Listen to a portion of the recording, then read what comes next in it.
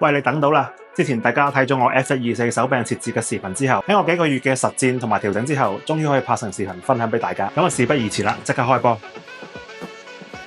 首先我哋進入設置啦，然後去到控制，選擇你常用嘅控制方案，點擊編輯，然後再校準，轉向速度 set 喺73，啱啱好保持靈活，又唔會過於暴躁。轉向盲區我會設喺22，咁就唔會掂一掂就轉向，操控會更加穩定。轉向靈敏度呢個數值越高嘅時候，細微動作嘅反應就會越大。我會 set 喺50，左右微調嘅時候，成部車會比較自然啦。轉向飽和度即係最大轉向幅度需要推杆到幾盡，我會 set 喺30嘅。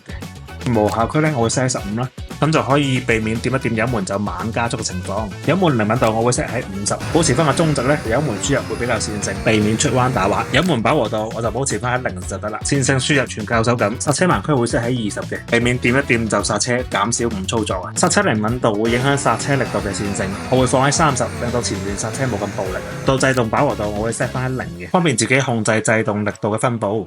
好啦，成個視頻設置咧，基本就係咁樣，大家可以試一試。可能一開始咧，你唔會係最快嗰個，但係操控一定會順手好多。如果你有更加優化嘅設置建議，歡迎喺評論區分享俾大家啦。